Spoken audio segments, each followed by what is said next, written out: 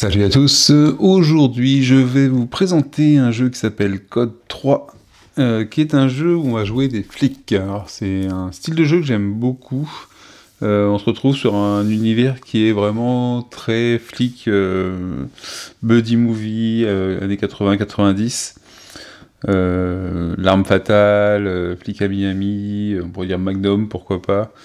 Bref, dans cet univers-là, et j'ai trouvé, je pense avoir trouvé le jeu de flic qui me plaît bien, dans lequel il y a ce que je voulais sur un jeu de flic, et que j'aimerais qu'il y ait sur un jeu de super-héros, par exemple, aussi.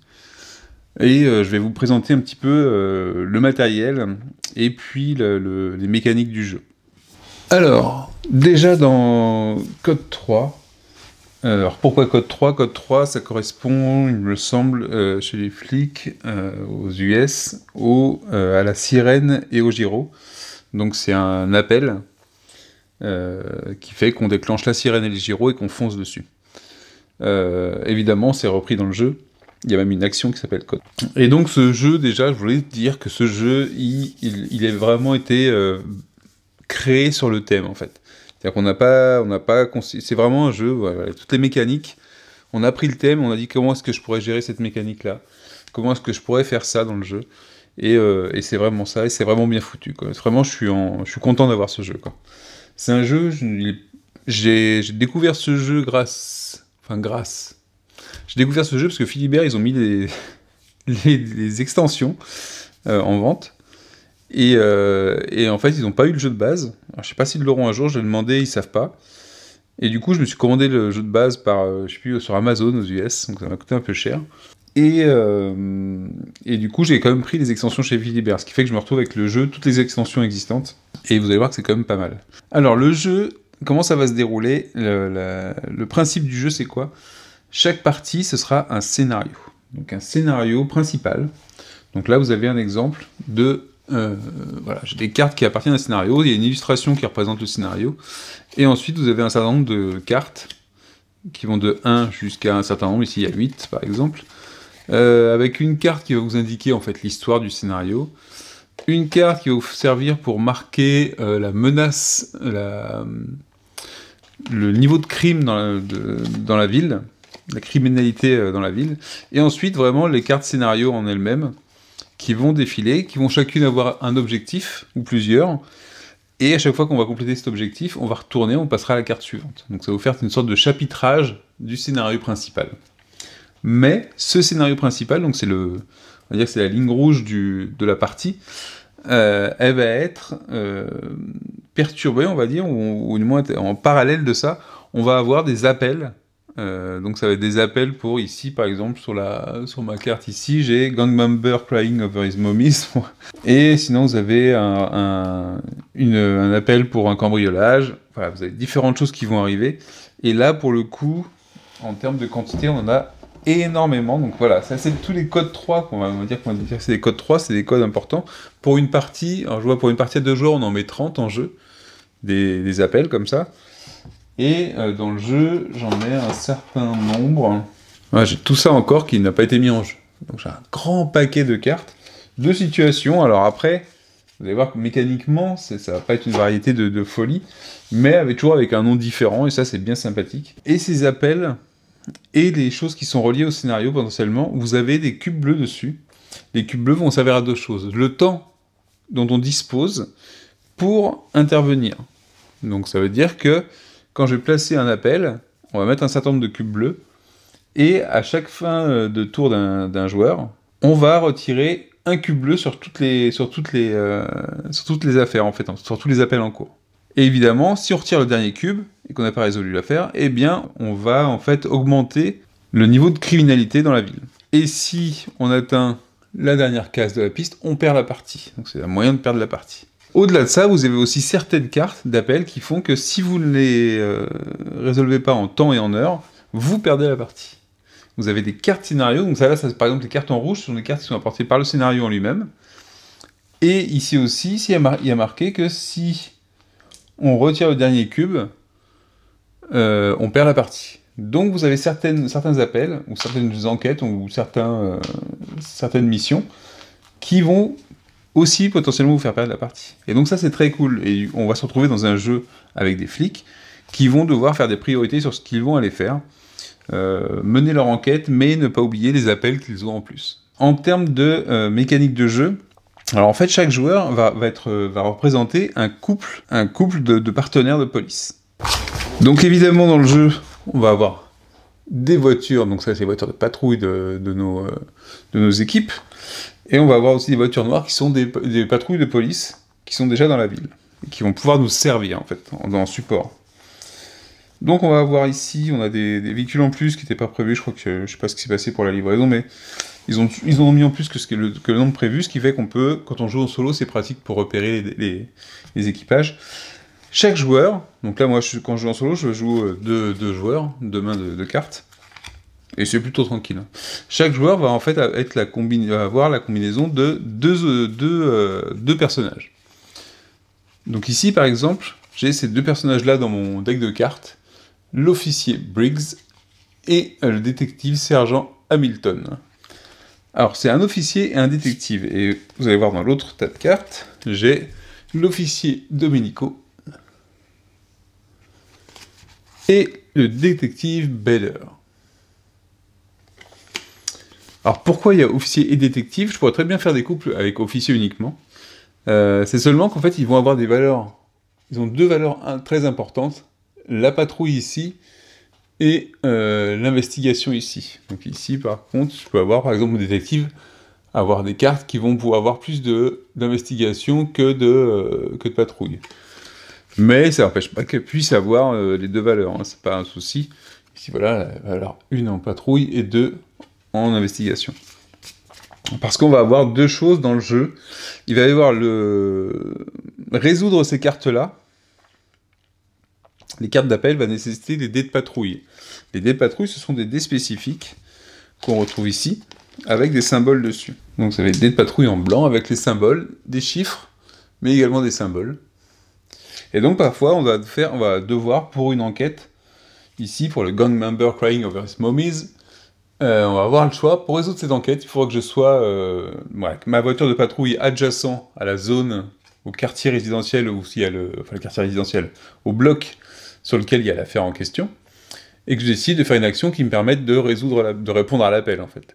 Donc ici, pour la résoudre, il faut que j'ai 3 symboles pistolet, ou un symbole Tokiwoki, et prendre une carte discipline. Voilà, ça veut dire que j'ai grugé, en fait, pour résoudre le problème, et je me suis pris une carte de discipline. Parfois, je vais avoir autre chose comme test, ça va être celui-là. Je dois avoir 2 symboles loop, 4 en valeur d'investigation, ou faire 19 et plus sur les dés que je vais lancer. Donc c'est différentes méthodes, c'est-à-dire pour chaque appel, on peut avoir différentes façons de résoudre l'appel. Quand on va me demander ma valeur d'investigation, ça va être le cumul, en fait, de 3 de mes cartes, le cumul de la valeur qui se trouve représenté par le notepad, là où le PC, ici. Puisque à chaque tour, en fait, on va avoir 3 cartes disponibles. En fait, on va à chaque fois qu'on va commencer et terminer un tour, on va en mélanger toutes les cartes qu'on avait, toutes celles qu'on a jouées et toutes celles qu'on a dans notre deck, et on en pioche 3. Et donc on aura tout le temps 3 cartes. Donc je vais prendre 3 cartes, je vais prendre ces 3-là. 3 cartes en jeu, et notre deck ici. Et donc si on me demande de savoir si j'ai la valeur 4 en investigation, je vais additionner sur les 3 cartes que j'ai, la valeur en investigation. Donc là, par exemple, j'aurai 2 plus 3, j'aurai 5. Donc ça veut dire potentiellement, cette carte-là, j'ai bien les 4 en investigation, mais il faut que j'arrive à avoir 2 symboles de loop. Pour ça, je vais prendre mes dés de patrouille. Donc les dés de patrouille, ici, avec mes 3 cartes, j'ai 3 plus 1, plus 0, donc ça fait 4 dés. Donc ça veut dire que je vais pouvoir prendre 4 dés et les lancer pour essayer d'obtenir les 2 symboles loop dont j'ai besoin. Ou alors, que je puisse faire, si j'ai pas, par exemple, l'investigation, ou si j'ai pas les 2 loops, je peux très bien avoir un 19 ou plus sur le total de mes dés, et ça me permettrait de résoudre la carte. Donc c'est assez sympa, parce qu'en fait, ça va jouer entre les caractéristiques des personnages qu'on va avoir dans nos équipes, un jet de dés qui est toujours sympa, moi j'aime bien les dés, et évidemment des moyens de pouvoir rajouter des symboles, de pouvoir relancer les dés, et ainsi de suite. Parce qu'en fait, vous allez avoir en bas des cartes en bas des cartes ici, donc on a les deux valeurs patrouille, investigation, mais des effets. Donc parfois ce sont des traits, ça veut dire qu'on va pouvoir l'avoir en permanence quand je vais l'utiliser. Parfois ce sont des one-shots, ça veut dire que je pourrais le faire une fois pendant mon tour, je ne pourrais utiliser l'effet de la carte. Donc ça c'est assez cool, ça laisse beaucoup de possibilités, et c'est surtout que ça vous permet d'aborder les situations en vous disant « Ah voilà, j'ai ça, ça, ça, donc vers quel appel je vais aller plutôt ?» parce que j'aurai plus de chances de le résoudre en moins de temps, ou en moins de mouvements, et ainsi de suite. Donc ça c'est une mécanique que j'aime beaucoup, le fait que déjà les flics qu'on va utiliser vont vraiment avoir un impact sur la façon dont on va résoudre des affaires, même si ça reste quelque part un peu mécanique, parce que c'est du jet de dés, parce que c'est des symboles, mais je trouve que c'est bien amené. Je trouve que c'est vraiment bien amené. Sur les cartes, donc ici, à chaque fois qu'on met une carte, il y a l'endroit où se place l'appel, donc le bâtiment dans lequel il se place, sachant que cette répartition est complètement aléatoire. Hein. Vous les mettez au hasard, et puis vous les retournez, et puis ça vous fait la carte de la ville, donc à chaque partie, vous pouvez faire une ville complètement différente. Donc ici, ça vous indique sur quel lieu apparaît l'appel, quand on va le piocher. Ici, le nombre de cubes bleus, donc le timer, en fait, qu'on va avoir dessus. Et enfin, donc le titre de l'appel, pourquoi on a eu l'appel, le test à effectuer, et en bas, en fait, c'est si on a réussi, c'est-à-dire si on fait un succès, on a réussi à faire ce qui était demandé au milieu, ou si j'ai échoué. Sachant que si je ne traite pas l'appel, la carte, l'effet, on ne le résout pas, on défausse la carte, et on augmente de 1 le niveau de criminalité. Mais si j'échoue, je vais là, ici, récupérer une carte de discipline. Les cartes de discipline sont des cartes qui vont venir aussi dans notre deck, et qui vont nous faire des effets, quand elles seront en jeu, quand on aura pioché du deck. Et ici, le T, c'est une carte training. Les cartes training, ce sont ces cartes-là. Donc ici, ça vous fait aussi un effet que vous aurez en jeu pendant votre tour de jeu. À savoir que, j'ai dit tout à l'heure qu'on avait 3 cartes, parce qu'ici, c'est 3 cartes officiers. Enfin, quand je dis officier, c'est 3 cartes officiers, 3 cartes flics. Dans votre deck, potentiellement, vous aurez des cartes flics, mais vous aurez aussi des cartes IA Hit. Vous aurez des cartes Training, pourquoi pas, si vous les avez gagnées. Et vous aurez des cartes Attaboy. Alors, les cartes Attaboy, si jamais vous en avez... quand vous piochez, en fait, vous ne piochez pas que 3 cartes. Vous piochez des cartes jusqu'à avoir 3 flics, en fait, 3 officiers. Donc, officiers ou détectives. Évidemment, donc vous pouvez très bien piocher une carte comme ça, et donc ça va nécessiter de piocher une carte supplémentaire, et donc vous pouvez vous retrouver avec 2 cartes Attaboy, 3 cartes officiers, et ainsi de suite. Ou une carte de training, et 3 cartes officiers. Donc l'effet de training va venir en plus. Et ce qui est cool, c'est qu'ici, par exemple, quand vous avez tiré 2 cartes Attaboy, et que vous les avez devant vous, à ce moment-là, ça vous indique que vous retournez les 2 cartes dans la défausse, enfin dans le deck des cartes Attaboy, et vous prenez une carte, One Commanding Officer Citation Card, qui sont ces cartes-là, avec un effet permanent. Et là, vous le mettrez en permanence, quel que soit votre tour, vous aurez cet effet de carte. Alors ça peut être un one-shot, hein, vous l'utilisez une seule fois par tour, mais ça peut être alors c'est que des one-shots, peut-être d'ailleurs. Voilà, donc en fait, c'est une fois qu'on l'a utilisé, c'est une citation, ça nous fait un gros bonus une fois dans la partie. Alors que les cartes training, par contre, elles restent en jeu. Mais elles viennent au fur et à mesure. Alors, il n'y a pas que des bonnes choses. On peut aussi récupérer des cartes IA Hit, qui sont les affaires internes. Un peu la police des polices. Si jamais, comme je vous ai dit, on pouvait avoir les cartes Attaboy, on pioche 2 cartes avec IA Hit dessus. Et d'ailleurs, même si on pioche 2 cartes Attaboy dans le même round, pourquoi pas, on prendra d'abord celle en considération.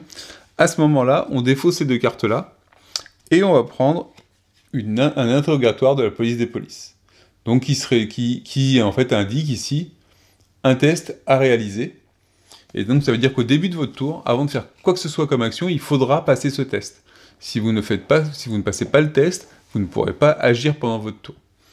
Donc voilà, ça vient en plus se rajouter à la mécanique d'aller chercher des appels, de les résoudre, de faire le scénario, donc il faut aussi par des appels, en partie. Ici, par exemple, j'ai 2 cartes qu'il faut que je traite avant de faire autre chose. Et ce n'est pas tout.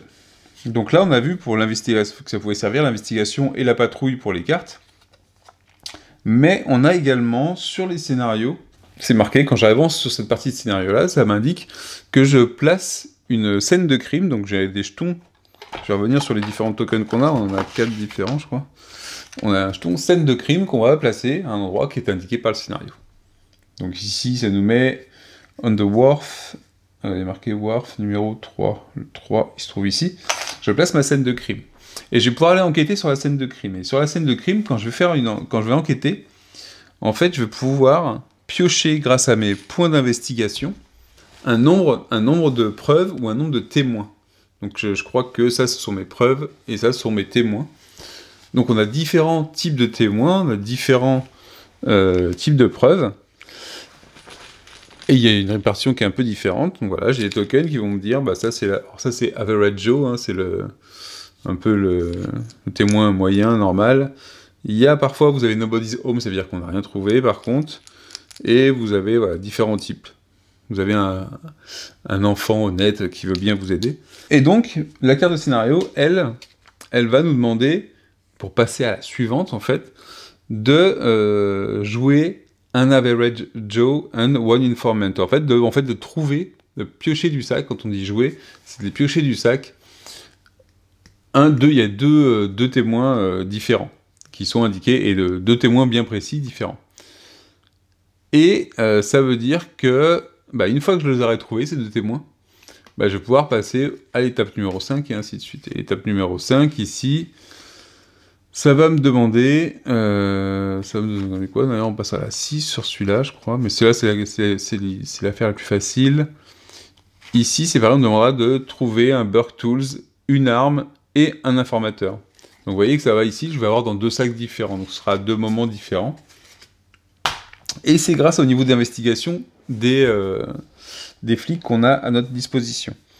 Donc c'est pas compliqué, hein, on n'est pas sur un jeu compliqué, mais j'aime bien cette manipulation, donc on va, évidemment, plus on va prendre du sac, plus on aura de chance d'en trouver, sachant qu'on peut stocker des pions pour qu'il y en ait moins à la prochaine fois qu'on va tirer dedans. Donc ça sera pour la partie enquête, et c'est comme ça qu'on va avancer les enquêtes. Alors j'ai vu que moi que la première, j'ai pas lu toutes les enquêtes du jeu, mais voilà. Qu'est-ce qu'on a en plus comme mécanique par-dessus ça, et qui s'intègre bien, hein, qui est pas plus lourde que ça. On a plusieurs cartes, au début de la partie, plusieurs cartes de chef, finalement, comme on a le chef dans tous les films de flics. Un chef qui va, il va pas nous mettre des bâtons dans les roues, il va avoir ici une carte avec différents résultats de dés, c'est le dé du chef, c'est celui-là, et qu'on va lancer à chaque fois qu'on lance les dés de patrouille, on va lancer le dé du chef. Et ça va nous octroyer une possibilité. Donc ici, par exemple, il y a marqué de placer un cube de temps sur un appel radio adjacent. Ici, c'est de déplacer une carte de patrouille, donc c'est les voitures noires, de deux places. Je vais revenir sur la grille de la ville. Et ici, de relancer un dé de patrouille. Donc ça permet de modifier un peu le jet de dés qu'on vient de faire pour résoudre un appel. La grille en elle-même, donc elle est faite de 4 sur 4, elle est faite complètement aléatoirement, avec des numéros, hein, chaque tuile a un numéro. Ça permet quoi? C'est 12 numéros. Alors 12 numéros, pourquoi? Parce qu'il y a aussi 1, 2, 3, 4, il y a 4 zones qui sont des zones bleues, dans lesquelles on a une action one-shot, donc une fois dans notre tour, qu'on peut faire. Et les actions one-shot ne bloquent pas votre mouvement, vous pouvez le faire en avançant d'ailleurs, et qui permettent de dépenser de la motivation, qu'est-ce qu'il y a d'autre? De la dépense de motivation d'ailleurs, pour faire des actions en plus, pour récupérer des choses.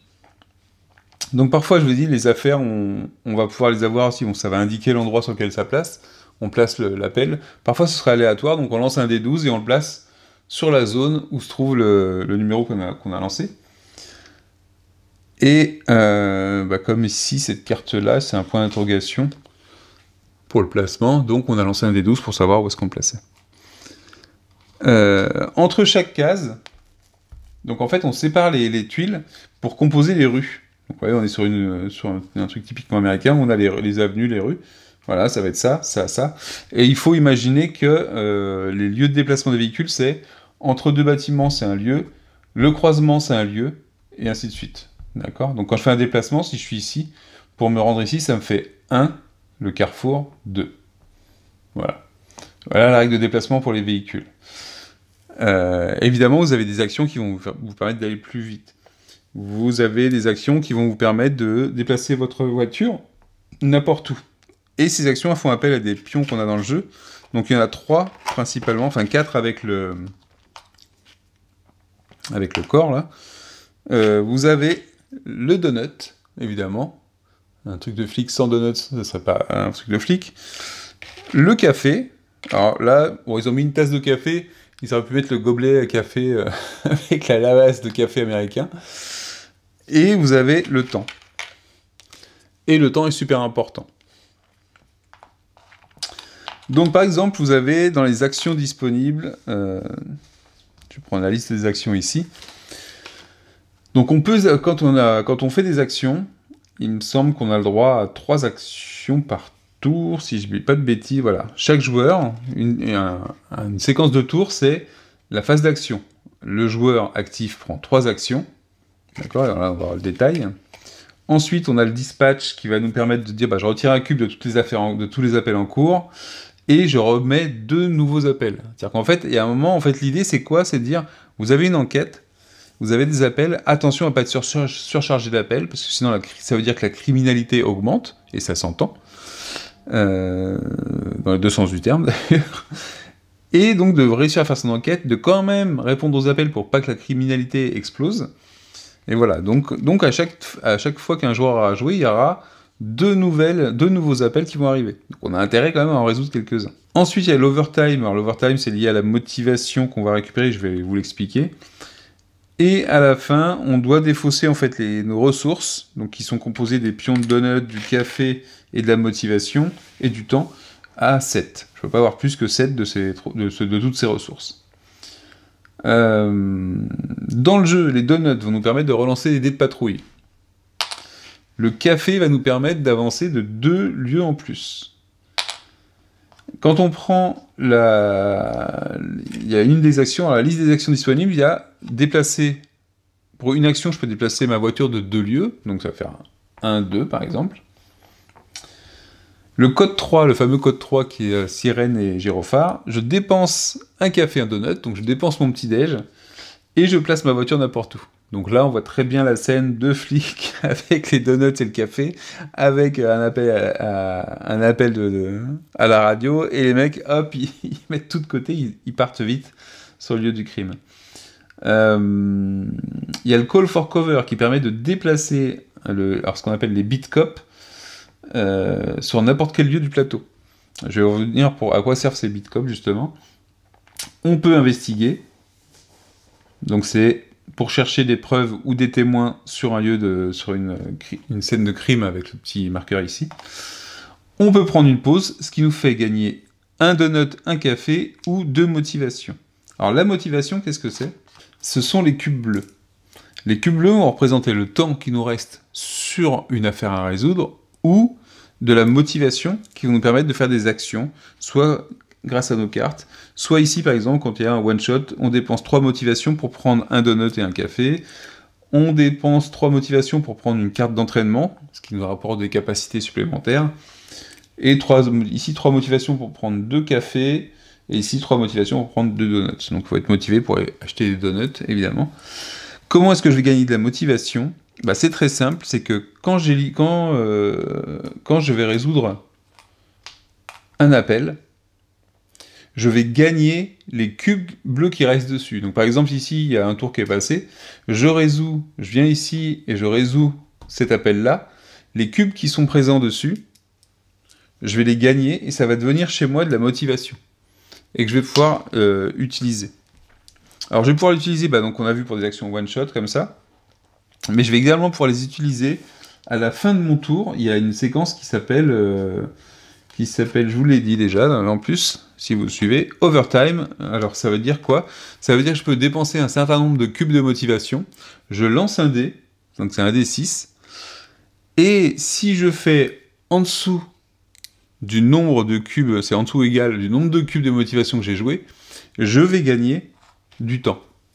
Donc c'est une manière de convertir ma motivation en marqueur de temps. Et marqueur de temps, c'est quoi? C'est une action supplémentaire. C'est-à-dire qu'au lieu d'avoir 3 actions, je peux en faire une 4e. Et je pourrais avoir d'autres marqueurs de temps comme ça. Donc je trouve ça très très cool. Il y a une belle imbrication et thématique et de gameplay entre, voilà, entre le temps que j'ai, parce que je me suis dépêché pour aller... En fait, ça utilise cette motivation que je me suis dépêché pour aller résoudre une affaire, donc j'étais motivé pour le faire, j'ai mis ma motivation, et donc le temps que j'ai gagné, ça devient ma motivation. Et cette motivation, je peux m'en servir. Donc ça, je trouve ça plutôt très bien trouvé, quoi. J'aime beaucoup cette petite mécanique bien intelligente, et bien trouvée d'un point de vue thème.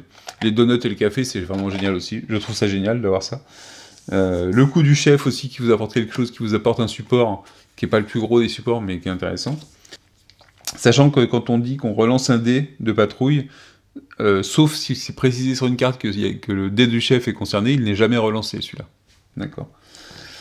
Donc voilà, dans les actions disponibles, on a quand même pas mal d'actions, pas trop, elles sont plutôt simples.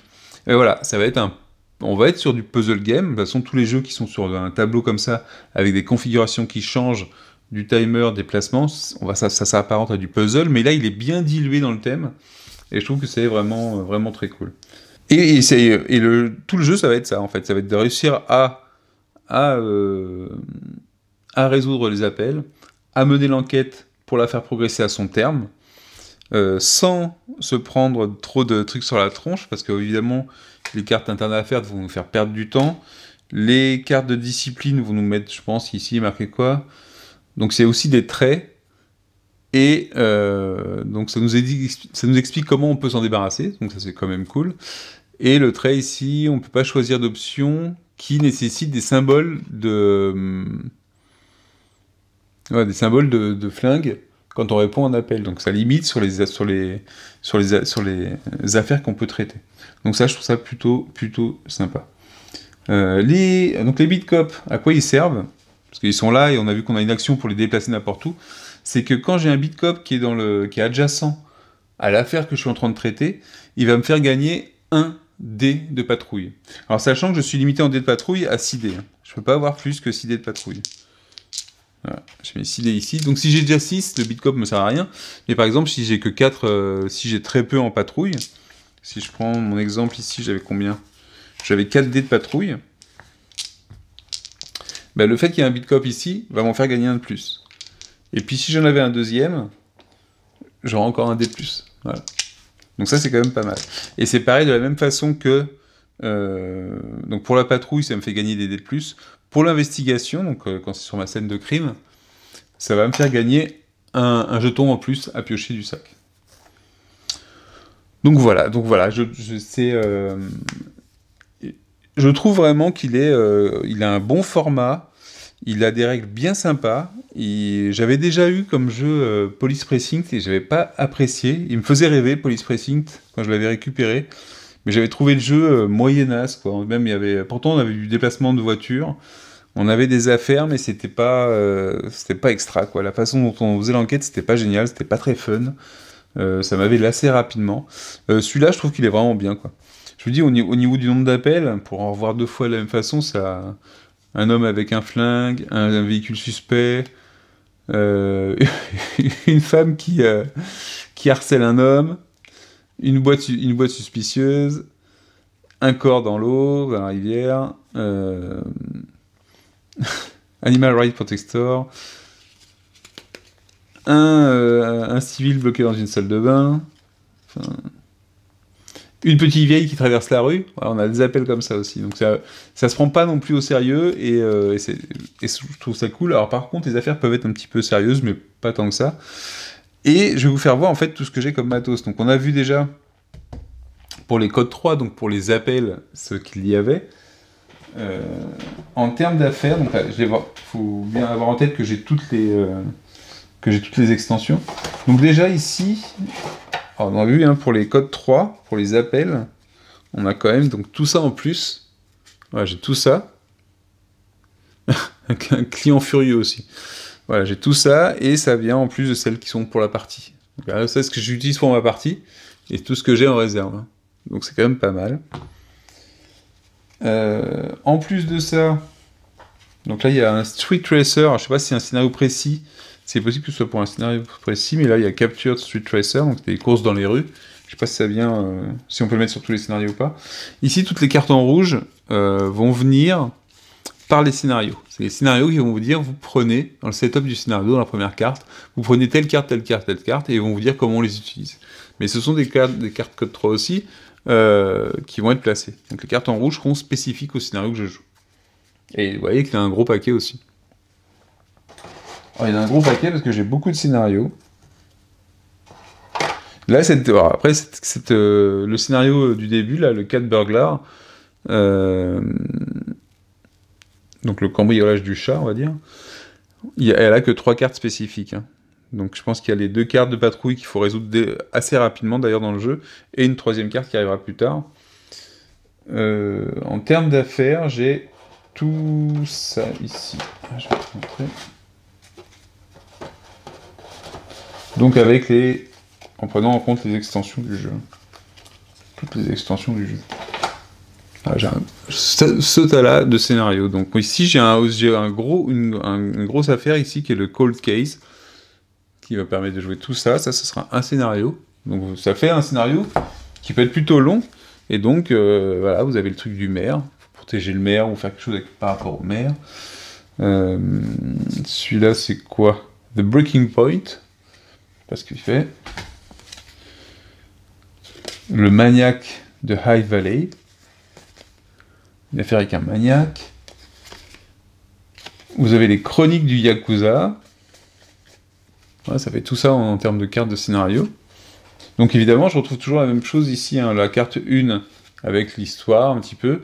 La carte 2 avec la piste de criminalité qui se trouve ici. Ça vous indique S pour le start, X, vous perdez le jeu.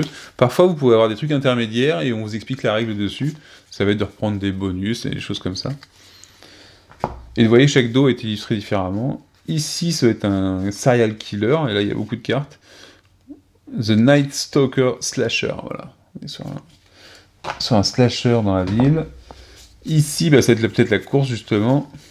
Street Racer. Donc voilà, les cartes qu'on a vues Street Racer, c'était pour ce scénario-là. Et d'ailleurs, là-dessus, vous avez un setup particulier. J'ai l'impression. Je vois pas de piste de criminalité, si elle arrive après. Mais voilà, par les scénarios, ça va faire varier le fil rouge du jeu, l'enquête principale du jeu, et on aura toujours notre système avec les affaires qui seront là. Et celui-là, enfin, c'est Joey Shmucatelli, c'est par rapport à quoi? Je sais pas ce que c'est. Shmucatelli. Donc encore une autre histoire. Donc voilà, ça fait 1, 2, 3, 4, 5, 6, 7, 8 scénarios. Donc voilà, il y a vraiment une grosse rejouabilité. Et pour ce qui concerne les flics, pareil, en prenant en compte que j'ai toutes les extensions, voilà, j'ai tout ça comme policier, donc en mélange de policier et de détective. Donc évidemment, alors pour moi celui-là c'était forcément le policier de Batman, je sais plus comment il s'appelle, le policier véreux dans Batman, il ressemblait tellement à celui-là. Vous avez évidemment des visages connus. Là, dans mon jeu, j'ai pris Briggs, qui est forcément Martin Riggs dans L'Arme Fatale, mais on retrouve aussi... Alors, je sais pas si les Villanueva, ça représente les policiers dans Chips ou pas. Bradford, je sais pas qui ça pourrait être. Mais vous avez... vous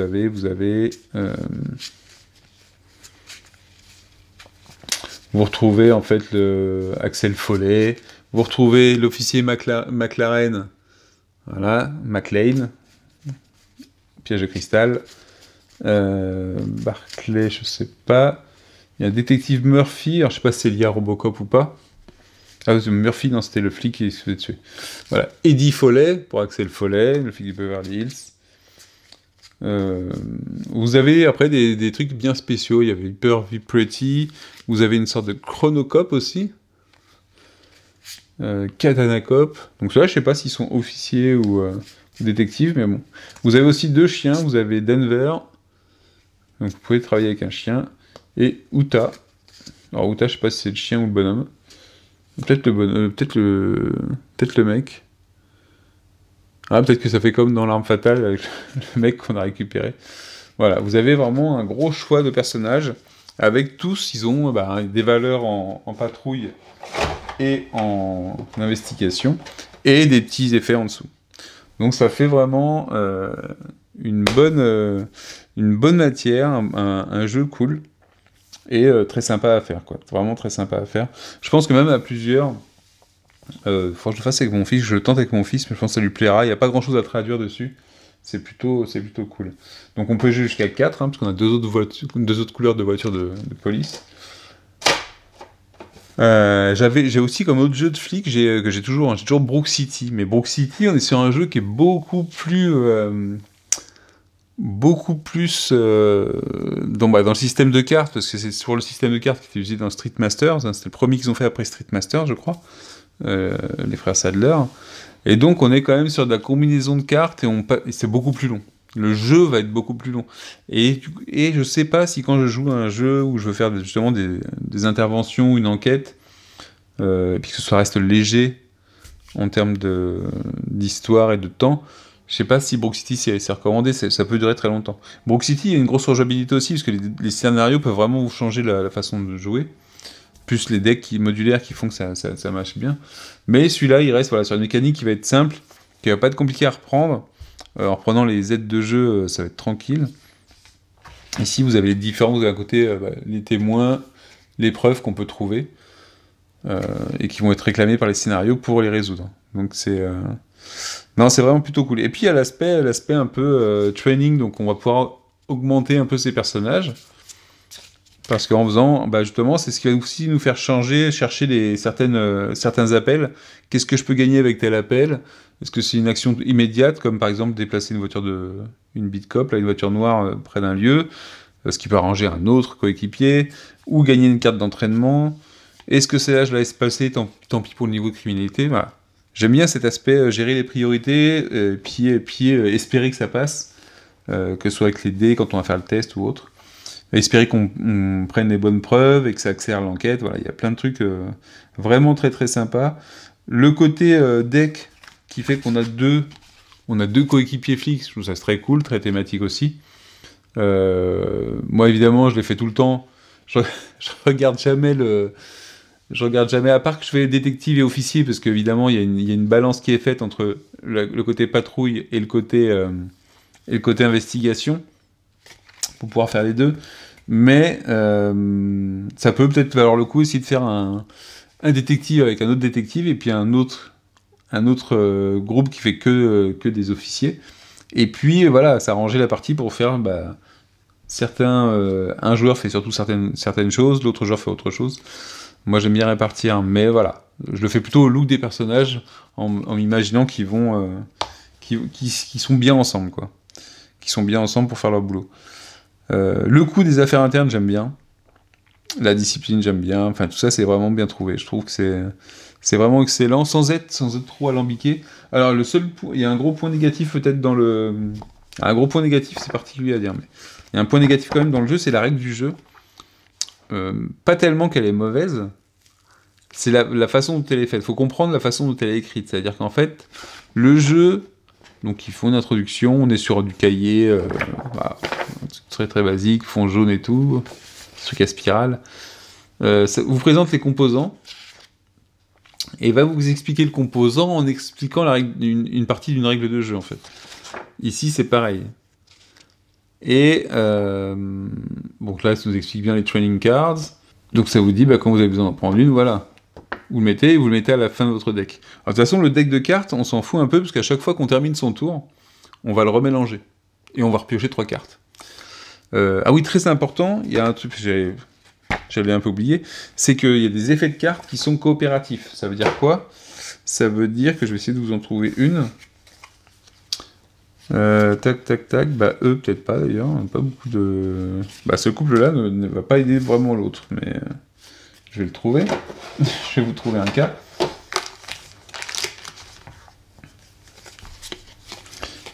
Voilà. Vous avez certaines cartes où il y a marqué Teamwork en bas. Donc vu que les cartes... Donc au début de la partie, il va y avoir un nombre de cartes qui va être tiré. Donc vous aurez 3 officiers forcément, enfin 3 cartes d'officiers détectives disponibles. Si vous avez une carte où il y a marqué Teamwork, ça veut dire que l'effet Teamwork peut être utilisé par l'autre joueur. Donc ça veut dire qu'à la fin de votre tour, en fait, vous allez défausser toutes vos cartes, Vous allez remélanger votre deck et en tirer 3, enfin jusqu'à 3. Et donc si vous avez un truc teamwork, ça veut dire que votre carte que vous venez de tirer, elle va quand même servir pour l'autre joueur. Et ça, c'est plutôt cool. Je trouve ça très bien trouvé. Parce que ça peut vous permettre d'avoir des effets qui sont très intéressants pour l'autre équipe. Et donc d'avoir des cartes qui ont un effet, qui ont un bon effet, sachant que elle peut quand même vous sortir. Je vais voir Teamwork s'il y a des valeurs. Ouais, Teamwork, il a quand même 0 en patrouille et 3 en investigation. Ça peut quand même vous servir pendant votre tour. Mais en plus, ça sert à l'autre joueur. Donc je trouve ça bien trouvé. La coopération entre flics. Bon, par contre, elles, finalement, je les ai prises, j'ai aucun teamwork là-dessus. Donc, elles n'aideront jamais l'autre groupe. Sympa. Voilà, donc je trouve que, par la doc, qui explique, qui est un peu organisée d'une façon bien spéciale, après, elle n'est pas super grosse, donc vous en faites, vous pouvez faire le tour, et tout est écrit dedans, quoi. C'est pas facile de retrouver un point de règle, parce que du coup, étant donné que c'est fait d'une certaine façon, on ne sait pas, quand on va le chercher, où est-ce qu'il faut le chercher. Est-ce que je vais le chercher dans la règle par rapport à l'action au moment du tour de jeu, ou sur le composant? Voilà, ça peut être gênant. Par exemple, tout à l'heure, je cherchais pour les donuts, et en fait, par exemple, pour vous dire que les donuts, ça vous permet de relancer, à moins que ce soit marqué ici en plus. Voilà, ici, par exemple, voilà, c'est un bel exemple d'ailleurs, je pense ça. Coffee, Donut, Overtime, Crime Scene Token. Donc ça vous présente les tokens, mais ça vous dit pas ce que vous pouvez faire avec. Alors qu'en fait, on aurait dit, quand je vois l'image, je dis, ah bah c'est bon, ça va être expliqué. Non. En fait, ça va être expliqué quand on va faire le test. Alors donc là, il y a How to Play, les actions.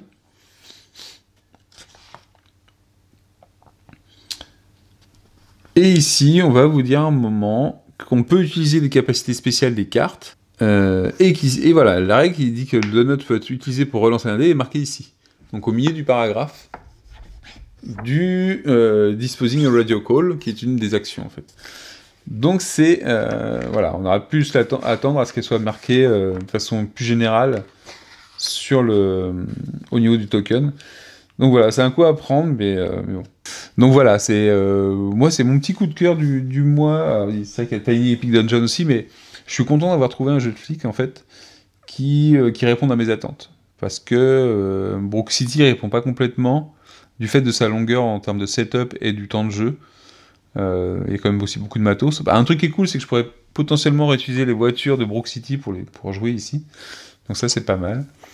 Mais voilà, j'aime bien la mécanique simple, le coup de la gestion des priorités, le coup des scénarios me plaît aussi, j'ai découvert ça. À la limite, j'aurais que les affaires comme ça m'aurait déjà plu, mais avec un scénario principal qui va falloir suivre, et je pense qu'il y a des scénarios qui peuvent être très intéressants et et changer le gameplay. Ça peut être vraiment cool. La résolution des affaires est bien aussi, parce que ça fait appel aux capacités de chaque personnage, à ce qu'on a en cours à ce moment-là. Donc voilà. Et il peut vous arriver de récupérer des cartes internes à l'affaire, donc les affaires internes, et d'être interrogé. Pour tout ça, je trouve que ce Code 3 est une bonne réussite, donc c'est pas un jeu largement diffusé. Je sais pas si ça a fait un Kickstarter, peut-être. Il est pas facile à trouver non plus. Mais si jamais vous êtes à la recherche d'un... Mais Spy Police Precinct, c'est pas non plus quelque chose qui était très courant, je l'avais importé aussi. Donc voilà, des jeux de flics, c'est plus un truc américain, j'ai l'impression. Nous, vu qu'en France, on a une relation avec la police qui est particulière, je trouve. Et c'est un peu différent là-bas. Donc là, on est quand même sur un univers très Beverly Hills et Hollywood, hein, mais je trouve ça très cool. Si vous cherchez un bon jeu de flic, je pense que ça, c'est celui-là. Vraiment, je trouve que c'est celui-là. Dans ce format-là, hein, dans le format avec c'est un simili-plateau, des cartes et des dés. Sur ce, je vous dis à la prochaine. Il n'est pas impossible que je fasse une partie filmée de ce jeu. Comme il n'est pas impossible que je fasse un début de partie de Tiny Epic Dungeon, ou de faire un début de partie et puis filmer la partie finale. Voilà. Donc j'ai dit que j'en ferai plus. En fait, j'en ferai plus des complets. Je pense que je ferai peut-être des extraits. Il faut que je réfléchisse encore à la façon dont je vais monter ça et donc je vais filmer ça pour pas que ça soit quelque chose d'incompréhensible et que personne regarde. Mais je vais chercher à à filmer une partie ou des bouts de partie en format très court. Voilà. Mais que ça puisse, qu'en une visualisation de 10 minutes, on puisse se dire, 10 minutes, un quart d'heure selon le jeu, voilà, ah ok, je comprends les mécaniques, comment elles se déroulent, comment elles sont, et ça me plaît. Ça, en plus de mon avis et d'autres choses. Eh bien, à la prochaine. Ciao, ciao. C'était Code 3, un jeu de flic qu'il est bien. Ciao.